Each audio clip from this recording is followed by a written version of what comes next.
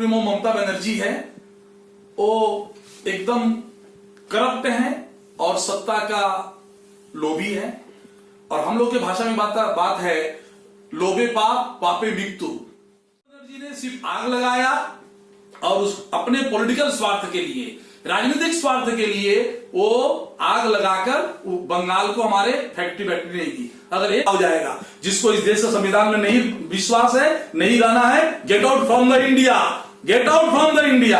আমরা আমাদের বেঙ্গল থাকতে দেবো না। अरविंद, मेरा एक सवाल ये है, अंतिम सवाल है मेरा आपसे, कि पश्चिम बंगाल के चुनाव से ठीक पहले जिस तरह से टीएमसी में भूचाल सा आया था, तमाम जो बड़े बड़े नेता थे वो बीजेपी में चले गए, उनकी गोद में जाकर बैठ गए थे, लेकिन अब जब पूरी मेजोरिटी के साथ टीएमसी सत्ता में आ चुकी है तो अब वही ठीक भाजपा के साथ हो रहा है कि भाजपा के विधायक भी अब टूट गया जो टीएमसी में और डर की वजह से या कोई और वजह। पश्चिम बंगाल में चुनाव के बाद जो हिंसा हुई थी उसकी जांच सीबीआई ने। देखिए बात ऐसा है और सबसे बड़ी बात यह है कि सीबीआई ने जांच, इसको बोलते हैं फ्लोर क्रॉसिंग। दो लोगों को गिरफ्तार, ये जो अपॉर्चुनिटीज पॉलिटिशियन है उनका ये कैरेक्टर है। वो लोग को देखते हैं कि जहां मेरा अधिक सुविधा है वो लोग वहां पर चला जाते हैं। तो बहुत सारे लोग उन लोगों को लग रहा था कि पश्चिम बंगाल में भारतीय जनता पार्टी गवर्नमेंट बनाएगी, और ये बात भी सही है कि जनता, पश्चिम बंगाल की जनता चाह रही थी कि भारतीय जनता पार्टी गवर्नमेंट बनेगी। ये अनफॉर्चुनेट और पुलिस को कार्य लगाकर टीएमसी गवर्नमेंट लूट करके और ये रिजल्ट को चलिए सर, आपका बहुत धन्यवाद।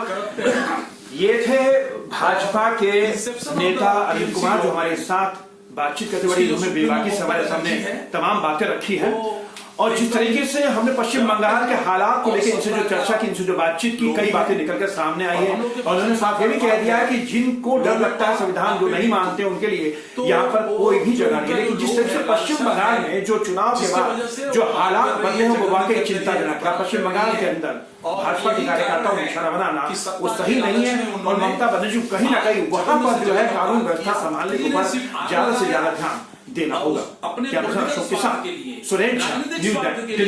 वो आग लगाकर बंगाल को हमारे फैक्ट्री नहीं दी। अगर एक भी इंडस्ट्री बैठती तो लाइन से बहुत सारे वर्ल्ड के बड़े बड़े कैपिटलिस्ट जो है वहां पर इंडस्ट्री बैठाते और हमारा बंगाल इंडस्ट्रीज में जो आगे इंडिया का one of the leading state था वो होता।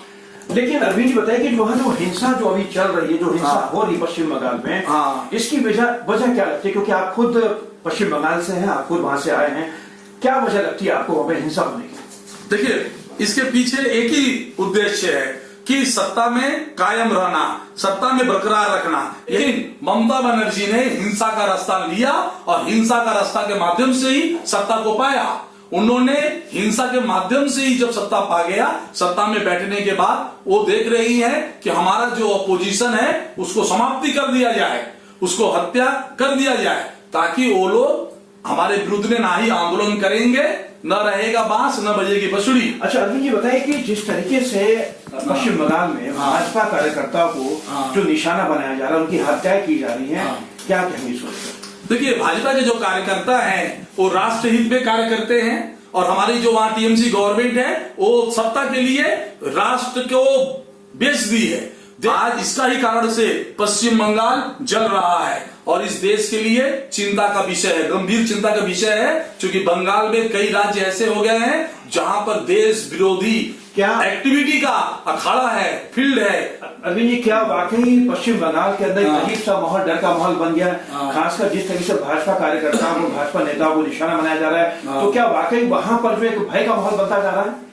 देखिए भय का क्या है, यहाँ तो वहां आतंकवादी गतिविधियां हो रही है, जो वहां पर भारत माता की जय बोलेंगे, मैं भारतीय हूँ, वी आर इंडियंस ओनली, हम भारतीय हैं, हमको वहां भारत माता की जय बोलने के लिए वहां पर गोली खाना पड़ता है। लेकिन ममता बनर्जी ये भूल गई है, भारतीय जनता पार्टी के कार्यकर्ता देश को, नेशन फर्स्ट, हमारा देश सर्वोपरि है, हम रहे या नहीं रहे, हमारा देश हमेशा रहेगा, और इसके लिए हम लोग कार्य करते हैं। हम लोग ने दिल दिया है और जान देंगे, बंगाल का एक एक इंच उसका रक्षा करेंगे। और माँ काली, माँ दुर्गा आमी বলছি জয় মা কালী, মা কালীর आशीर्वाद বলছি। भारतवर्षे अनेक पॉलिटिशियन बोलছে कि भारत का टुकड़ा टुकड़ा कर देगा बीजेपी, बीजेपी है और रहेगा।